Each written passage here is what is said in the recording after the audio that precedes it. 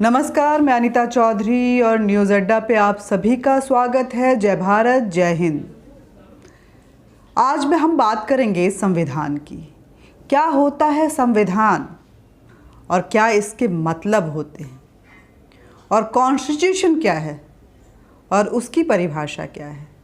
ये हम इसके बीच में अंतर भी जानेंगे कि आखिर संविधान और कॉन्स्टिट्यूशन में क्या अंतर है, ये जानेंगे। और साथ ही ये जानेंगे कि आर्टिकल 44 क्या है। आर्टिकल 44 जो कि फंडामेंटल राइट होते होते आखिर डायरेक्टिव प्रिंसिपल क्यों बन गया। और यही नहीं, आजकल वो पॉलिटिशियन के लिए फुटबॉल क्यों बना हुआ है। जो उसको चाहते हैं वो भी उसे मार रहे हैं, और जो उसे नहीं चाहते हैं इस देश में वो भी उसे दूसरे पांव से लताड़ रहे हैं। क्या है डायरेक्टिव प्रिंसिपल ऑफ आर्टिकल 44, ये सब जानेंगे। लेकिन मैं तो कोई संविधान की ज्ञाता हूँ नहीं, इसलिए मैं नहीं बताऊंगी। ये सारी चीज़ें हम सुनेंगे और जानेंगे संविधान विशेषज्ञ अश्विनी उपाध्याय जी से।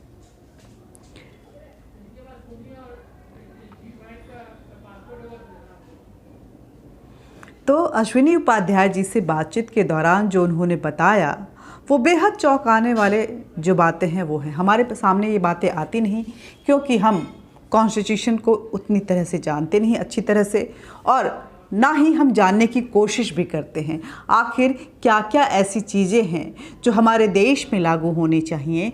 जो कि उस वक्त जब संविधान निर्माता बना रहे थे तो उन्होंने भविष्य के न्यायपालिका और विधिपालिका दोनों के लिए छोड़ दिया। हालांकि कानून बनाना, संविधान में कोई भी नया कानून इम्प्लीमेंट करना, उसको इंसर्ट करना, ये विधिपालिका की ड्यूटी है। मतलब राजनेताओं की, पॉलिटिशियन की, चुने हुए उन सांसदों और विधायकों की ड्यूटी है कि जनता के हित में और देश के हित में, समाज के हित में वो समय के अनुसार संविधान में बदलाव भी करते रहे। नए कानूनों की अगर ज़रूरत है तो उसको इंट्रोड्यूस भी करें। और संविधान निर्माताओं ने इस देश के भविष्य को लेकर के क्या कुछ सपने बुन के रखे हुए थे, और जिनको कि वो डायरेक्टिव प्रिंसिपल के रूप में संविधान में जिसका जिक्र किया हुआ था, आखिर उसको लागू करने की भी जवाबदेही और जिम्मेदारी उन्हीं चुने हुए सांसदों और विधायकों की होती है। लेकिन हमारे यहाँ कानून और संविधान में समयानुसार बदलाव लाने के लिए पॉलिटिक्स हाई हो जाती है, और एक कानून आते आते दशकों लग जाते हैं। ऐसे में ये बेहद ज़रूरी है कि हम अपने संविधान जैसा कि हमसे बातचीत के दौरान अश्विनी उपाध्याय जी ने बताया, संविधान सबके लिए एक विधान, ये संविधान है, और कॉन्स्टिट्यूशन यानी सिर्फ विधान, ये डिफरेंस है। संविधान का इंग्लिश का कोई वर्ड नहीं है, इंग्लिश में उसको हम ट्रांसलेट नहीं कर सकते हैं, लेकिन उसके अगल बगल का वर्ड हमने ढूंढ लिया और उसको कॉन्स्टिट्यूशन नाम दे दिया। वैसे ही धर्म के लिए कोई वर्ड नहीं है, कोई इंग्लिश वर्ड उसके लिए नहीं है, लेकिन हमने आसपास के इंग्लिश शब्दों को ढूंढ लिया और अंग्रेज़ों ने हमारे ऊपर थोप दिया और हम उसको लिए चले जा रहे हैं।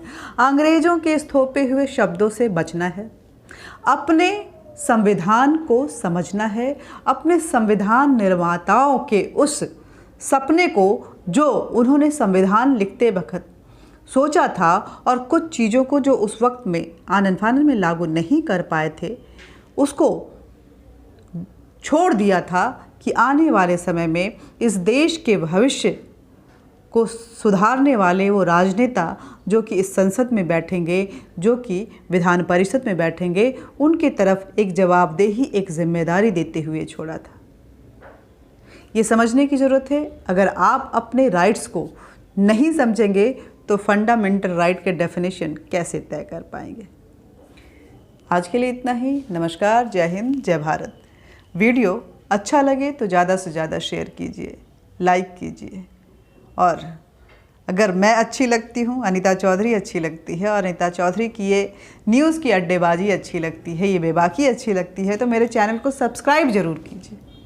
बेल बटन दबाइए, नोटिफिकेशन पहुंचता रहेगा, और हमारे से बातचीत करने के लिए और क्या कुछ आप जानना चाहते हैं, कमेंट बॉक्स में ज़रूर लिखिए। जय हिंद।